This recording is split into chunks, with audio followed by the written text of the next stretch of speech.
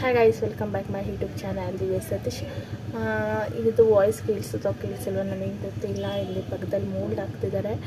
ನಾನು ಒಂದು ಅಪ್ಡೇಟ್ ಕೊಡಬೇಕು ಅಂತ ಹಳೆ ಬ್ಲಾಗಲ್ಲಿ ಒಂದು ಹೇಳಿದೆ. ಅದು ಏನಪ್ಪ ಅಂದರೆ, ನಮ್ಮ ಪಪ್ಪ ಎಕ್ಸ್ಪೈರ್ ಆದರು. ಬಟ್ ಹಾರ್ಟ್ ಅಟ್ಯಾಕ್ ಆಗಿ, ಕಾರ್ಡಿಯೋ ಅಟ್ಯಾಕ್ ಆಗಿ, ಇಮ್ಯಾಜಿನ್ ಕೂಡ ಮಾಡ್ಕೊಂಡಿರಲಿಲ್ಲ ಅವ್ರು ಇಷ್ಟು ಬೇಗ ಎಕ್ಸ್ಪೈರ್ ಆಗ್ತಾರೆ ಅಂತ. ನಮ್ಮ ಬ್ಲಾಗಲ್ಲೆಲ್ಲ ತುಂಬ ಸಪೋರ್ಟ್ ಮಾಡ್ತಾಯಿದ್ರು. ನನಗೇನೇ ಆದ್ರೂ ತುಂಬ ಸ್ಟ್ರಾಂಗ್ ಆಗಿದ್ರು ನಮ್ಮ ಲೈಫಲ್ಲಿ. ನನ್ನ ವೀಡಿಯೋಸ್ ಆಗಲಿ ಮತ್ತೊಂದು ನನ್ನ ಲೈಫಲ್ಲಿ ತುಂಬ ಸ್ಟ್ರಾಂಗ್ ಆಗಿದ್ದರು. Is no more. ಬಟ್ ತುಂಬ ಬೇಜಾರು. ಈ sudden heart attack, cardio attack ಆಗಿ ಅವರು ಹೇಗೆ ಡೆಲ್ಲಿಗೆ ಹೋಗಿದ್ರು. ತುಂಬ ಬಿಸಿಲಿತ್ತು, ಫೀವರ್ ಕೂಡ ಬಂದಿತ್ತು, ಲೂಸ್ ಮೋಷನ್ ಆಗಿತ್ತು. ಹಾಸ್ಪಿಟಲ್ಗೆ ಅಡ್ಮಿಂಟ್ ಆದರು. ಲೂಸ್ ಮೋಷನ್ಸ್ ಎಲ್ಲ ನಿಂತುಕೊಂತು. ವೈಟ್ ಬ್ಲಡ್ ಇರಲಿಲ್ಲ. ಹಾರ್ಟ್ ಅಟ್ಯಾಕ್ ಆಗಿ ಕಾರ್ಡಿಯೋ ಅಟ್ಯಾಕ್ ಆಯಿತು. ಕಾಶಿಲಿ ಆಗಾಯಿತು. It's no more. ಬಟ್ ಅವ್ರು ನಮ್ಮ ಜೊತೆ ಇಲ್ಲಾಂದರೂ ಕೂಡ ಎಲ್ಲ ಇರ್ತಾರೆ ನಮ್ಮ ಜೊತೆ. ಇನ್ಫಾರ್ಮೇಷನ್ ಹೇಳಬೇಕು ಅಂತ ಹೇಳಿದೆ. ನಮ್ಮ ಬ್ಲಾಗಲ್ಲಿ ಎಷ್ಟೊಂದು ಸತಿ ಕಾಣಿಸಿದ್ದಾರೆ ನಮ್ಮಪ್ಪ. ಅವ್ರು ತುಂಬ ಕನಸು ಕಂಡಿದ್ರು ನಮ್ಮ ಲೈಫಲ್ಲಂತೂ. ಹಿಂಗಿರಬೇಕು ಆ ಥರ ಇರಬೇಕು ಅಂತ. ಬಟ್ ಅವರಂತೂ ತುಂಬ ನನಗೆ ಹೇಳೋಕ್ಕೂ ಆಗ್ತಾಯಿಲ್ಲ ಅಷ್ಟೊಂದು ಇದು. ಬಟ್ ಇವಾಗ ಜೊತೆಗಿಲ್ಲ ಅಷ್ಟೇ. ಬಟ್ ಇಲ್ಲೇ ಎಲ್ಲೋ ಇರ್ತಾರೆ ನಮ್ಮ ಜೊತೆ ಅಂದ್ಕೊಂಡು ಲೈಫಲ್ಲಿ ಮೂವ್ ಆನ್ ಆಗಬೇಕು.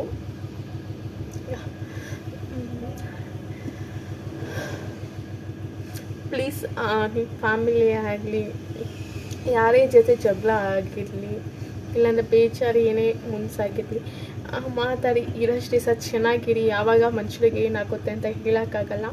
ಯಾರೇ ಜೊತೆ ನೀವು ಜಗಳ ಆಗಿರಲಿ, ಮತ್ತೊಂದು ವಿಷಯಕ್ಕೆ ಕೋಪ ಗೀಪ ಸಮಥಿಂಗ್ ಏನೇ ಆಗಿದ್ರು ನಿಮ್ಮ ಲೈಫಲ್ಲಿ ಅವ್ರ ಜೊತೆಗಿದ್ದು ಇವಾಗ ದೂರ ಆಗಿದ್ದಾರೆ, ಪ್ಲೀಸ್ ಅವ್ರ ಜೊತೆ ಮಾತಾಡಿ.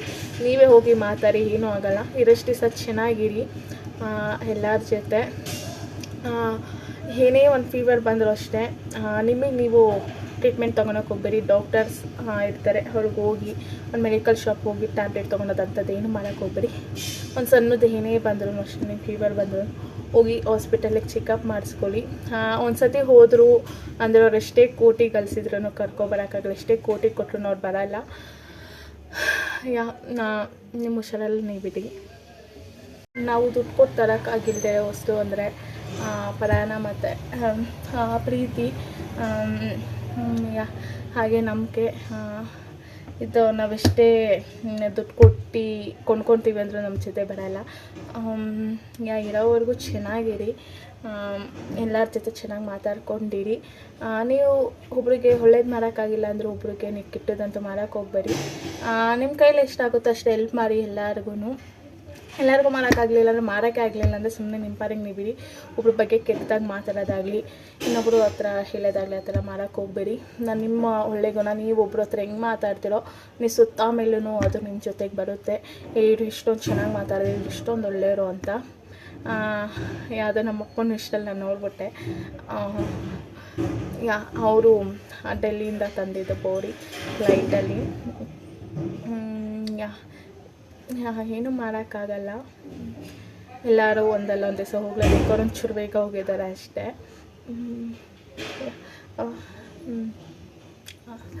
ಇವತ್ತಿನ ಬ್ಲಾಗ್ನ ತೋರಿಸ್ತಾ ಇದ್ದೀನಿ. ಆಲ್ರೆಡಿ ಅವರು ಒಂದು ವಾರದ ಮೇಲೆ ಆಯಿತು ಅವ್ರು ಹಾಗೆ ಎಕ್ಸ್ಪೈರ್ ಆಗಿ.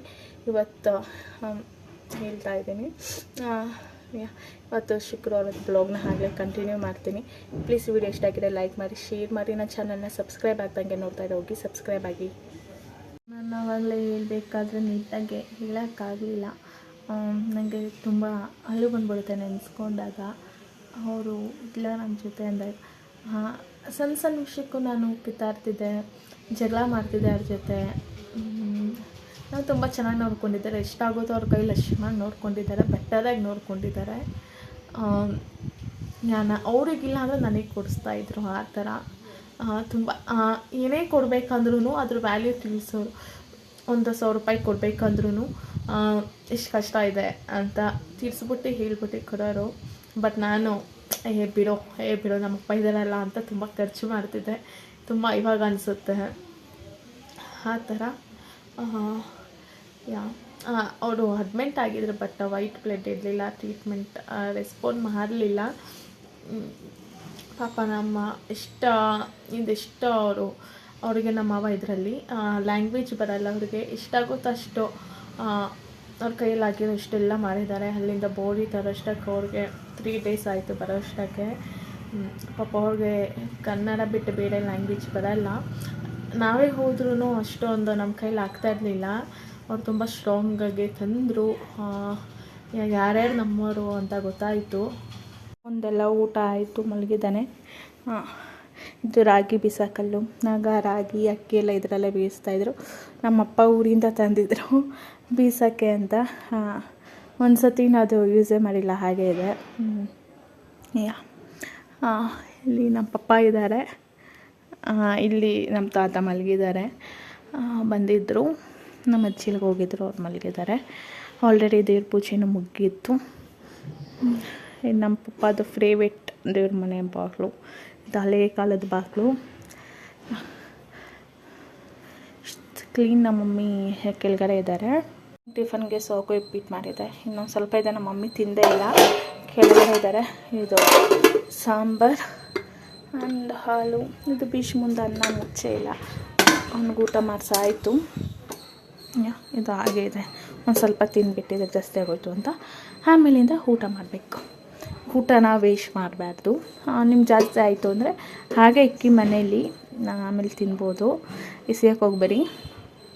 ಫಂಕ್ಷನ್ಸ್ ಅಷ್ಟೇ, ಹೋದ್ರೂ ಎಷ್ಟು ಬೇಕಷ್ಟು ಹಾಕ್ಕೊಂಡು ತಿನ್ನಿ.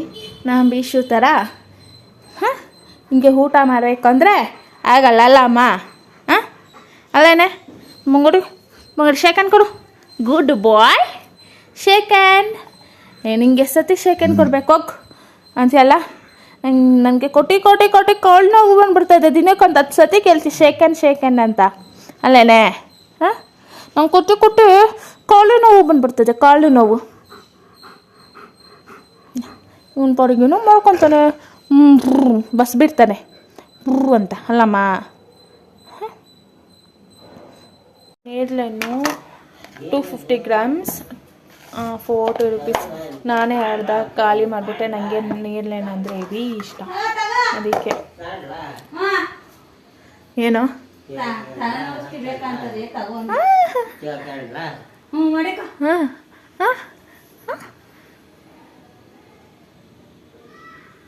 ಸೆಕೆಂಡ್. ನನ್ನ ತಾತ ಅವನ ತಾಜನ ಔಷಧಿ ಕೊಡ್ತೈತೆ.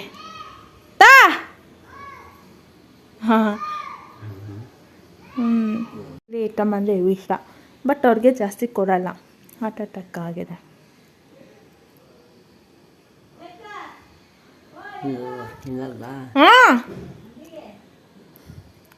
ನಮ್ಮ ತಾತ ಮೊದಲು ಕೇಕ್ ಗೀಕು ಬೋಂಡ ಬಜ್ಜಿ ಇಲ್ದಂಗೆ ಊಟ ಮಾಡ್ತಾ ಇರಲಿಲ್ಲ. ಚೆನ್ನಾಗಾಯ್ತಾ?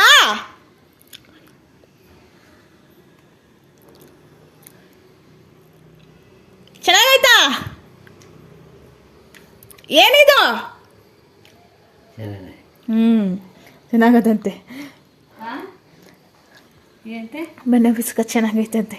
ಬೆಳೆಸು ಅಂದರೆ ಗಿಡನ ಕಡಿತವನೆ ಇಲ್ಲ. ನಮ್ಮ ತೋಟದಲ್ಲಿದೆ ಅದು ಒಂದು ಇಷ್ಟು. ಏನು ಗಿಡ ಇದು? ವೇಷ್ಟೇನೋ ಗಿಡ ಇತ್ತು, ಅದರದು ನಮ್ಮ ತೋಟ. ಹೂವು ಎಲ್ಲ ಕಿತ್ಕೊಬಿಡೋದು ದೇವ್ರ ಪೂಜೆಗೆ. ಅಲ್ಲಿ ಪಪ್ಪಾಯಿ ಹಾಕಿದ್ದಾರೆ ನಮ್ಮಪ್ಪ. ಹೂವಿನ ಗಿಡ, ಇಲ್ಲೊಂದು ಹೂವಿನ ಗಿಡ, ಸೇಬೆಹಣ್ಣು ಇಷ್ಟೊಂದಿದೆ. ಅದಕ್ಕೊಬ್ಬ ಅದು ಹಲಸಿನ ಮರ, ಇದೇನೋ ಸಸಿ ಗೊತ್ತಿಲ್ಲ. ಊಟ ಎಲ್ಲ ಆಯಿತು. ಊಟಗೆ ಮಸಪ್ಪು ಸೊಪ್ಪು ಇಲ್ಲೇ ಮನೆ ತಗೊ ಬಂದಿದ್ರು, ಸೊಪ್ಪಲ್ಲೇ ತಗೊಂಡು. ಪಾಲಕ್ ಸೊಪ್ಪು 20 rupees ಒಂದು ಕತ್ತು, ಸಬ್ಸಿಗೆ 40 ರೂಪಾಯಿ, ಟೊಮೊಟೊ kg 50 ರೂಪಾಯಿ. ಅಪ್ಪ ಇಷ್ಟೊಂದು ರೈಟ್ ಆಗಿದೆ ತರಕಾರಿ. ಊಟ ಎಲ್ಲ ಮುಗಿದು ಸತಿ ಎಲ್ಲೋ ಒಂದು ಸ್ವಲ್ಪ ಆಚೆ ಹೋಗಿದ್ದಾರೆ. ಇವತ್ತೊಂದು ಸ್ವಲ್ಪ ರೆಡಿಯಾಗಿದೆ. ಇಷ್ಟೊಂದು ದಿವಸ ಆಗಿತ್ತು ಇನ್ಸ್ಟಾಗ್ರಾಮ್ಗೆ ರೀಲ್ಸ್ ಮಾರಿ ಆಗಲೇ 1.5 ತಿಂಗಳು ಹತ್ರ ಆಯಿತು. ಅದಕ್ಕೆ ಐಲೈನರ್, ಕಾಜಲ್, ಒಂಚೂರು ಲಿಫ್ಟಿಗೆ ಹಾಕ್ಕೊಂಡು ರೆಡಿಯಾಗಿದೆ. ಹಾಗೆ ಬ್ಲಾಗ್ ಕೂಡ ಮಾಡಿರಲಿಲ್ಲ, ಎಂಡ್ ಮಾಡೋಣ ಅಂದ್ಕೊಂಡೆ. ಮಲ್ಲಿಗೆ ಹೂವು ಇದು ನಮ್ಮ ಚಿಕ್ಕಮ್ಮವ್ರ ಮನೆಯದು. ನಮ್ಮ ಅಜ್ಜಿ ನೆನ್ನೆ ಕಿತ್ಕೊಬಂದು ಕೊಟ್ಟಿದ್ದರು ಮಲ್ಲಿಗೆ ಹೂವನ. ನಮ್ಮಮ್ಮ ಅದನ್ನ ಕೋಣಿಸಿ ಹೂನಾರ ಆ ಥರ ಕೋಣಿಸಿ ಅಪ್ಪ ಫೋಟೋಗೆ ದೇವ್ರ ಮನೆಗೆ ಇನ್ನೊಂದು ಸ್ವಲ್ಪ ಮುಲ್ಕಿ ಇತ್ತು, ಅದನ್ನ ದಿನ ಥರ ಕಟ್ಟಿದ್ರು ಮುಟ್ಕೊಳಕ್ಕೆ. ನಿಮ್ಗೆ ಈ ಬ್ಲಾಗ್ ಇಷ್ಟ ಆಗಿದೆ ಪ್ಲೀಸ್ ಲೈಕ್ ಮಾಡಿ, ಶೇರ್ ಮಾಡಿ. ನನ್ನ ಚಾನಲ್ ಯಾರು ಸಬ್ಸ್ಕ್ರೈಬ್ ಆಗ್ದಂಗೆ ನೋಡ್ತಾರೆ ಪ್ಲೀಸ್ ಹೋಗಿ ಸಬ್ಸ್ಕ್ರೈಬ್ ಆಗಿ, ಲೈಕ್ ಮಾಡಿ. ಪ್ಲೀಸ್ ಹೋಗಿ ನೀವು ಸಬ್ಸ್ಕ್ರೈಬ್ ಆದರೆ ನಾವು ವೀಡಿಯೋಸ್ ಮಾಡೋಕ್ಕಿಂತ ಎಂಕರೇಜ್ ಆಗುತ್ತೆ. Thank you for watching this video. ನಾಳೆ ಮತ್ತೊಂದು ವೀಡಿಯೋ ಸಿಗ್ತೀನಿ. ಟೇಕ್ ಕೇರ್, ಬಾಯ್ ಬಾಯ್.